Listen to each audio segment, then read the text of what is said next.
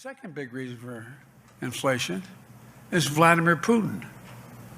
From the moment he put his over 150,000 troops on the Ukrainian border, the price of gasoline in January went up 75 cents. President warning about US petrol or gas price hikes. The decision today is not without cost here at home. Putin's war is already hurting American families at the gas pump. Since Putin began his military buildup on Ukrainian borders, just since then, the price of the gas at the pump in America went up 75 cents. And with this action, it's going to go up further. I'm going to do everything I can to minimize Putin's price hike here at home. Thank you, Jen. We just heard you say again that you think inflation is going to be temporary. We've heard you say that it was going to be temporary since last spring. So how long do you guys think temporary is?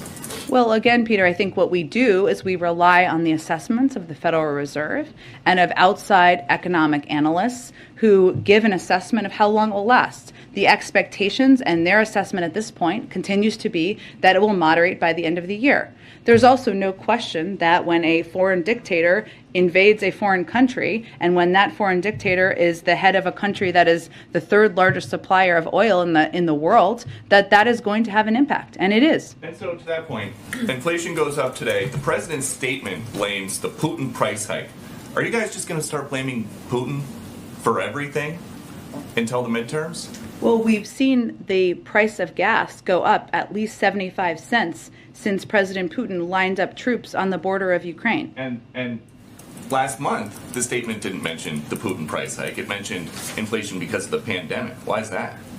Well, Peter, last 2 years, there was a global pandemic. Everyone who's global economists have all agreed that that has been the biggest contributor to date of inflation because of the impact on the supply chain. Obviously, global events impact the global economy, as well as global inflation.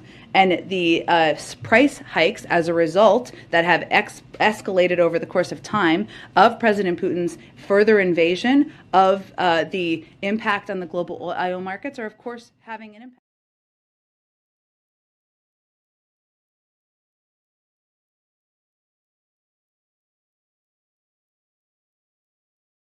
Breaking here just moments ago, brand new numbers on inflation. So let's get straight to CNN chief business correspondent Christine Romans. All right, what do they say, Christine? They say that inflation is accelerating. These are pre-war numbers as well. So many people had thought we'd see a peak in inflation in March, maybe. Well, now we have a war in Russia not captured, a war in Ukraine not captured here.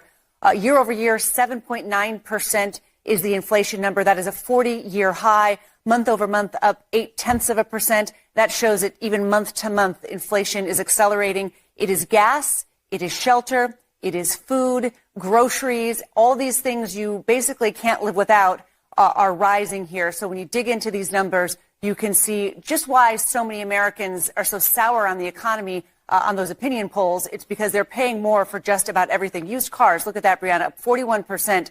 From last year, gasoline up 38%. And again, these numbers don't capture the big disruption in the economy from Putin's war in Ukraine. We'll continue to watch these numbers.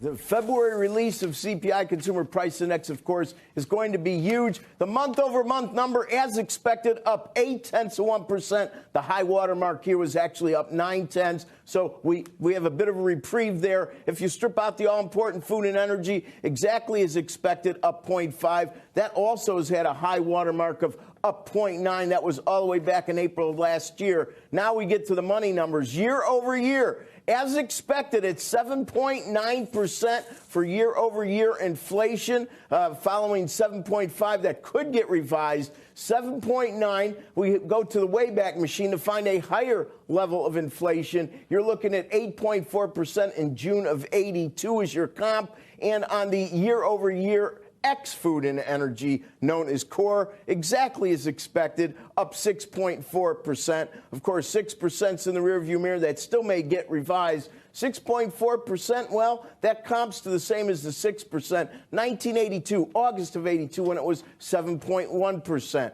Now, on initial jobless claims, we're expecting a number right around 217,000. Well, 227,000 is the number from a slightly revised 216,000, so it's up 11,000. Remember, the post-COVID low going all the way back into those wild 60s was 188,000. That was back in December, I believe the first week in December. And finally, continuing claims, always a week in arrears. This is February 26. 1,494,000, and that sequentially follows the slightly revised 1,469,000. The low water mark there was a couple weeks ago at 1,474,000. So these are good numbers. Maybe continuing claims isn't as good or initial claims, but they're still very good numbers. The big news obviously continues to be the push and pull of geopolitics into a Treasury market, much more, at least price-wise and statistically concerned with what's going to happen on March 16th, the upcoming beginning of a tightening cycle, already telegraphed to supposedly be 1/4 of a point. And, of course, this inflation news is going to be tough for the administration. Nothing, Joe, nothing has been more politicized than inflation. Just let's hearken back to all the things we've been through. First, it was transitory. Then, inflation is good. Then we went to corporate greed. Now we're at Putin. Listen, it's probably all the above, but no matter how you slice it, it's all about commodities for the most part. And king commodity is energy. And most people in the United States are reminded of that about what? Every 3 to 4 days when they go fill up their tanks. Back to you.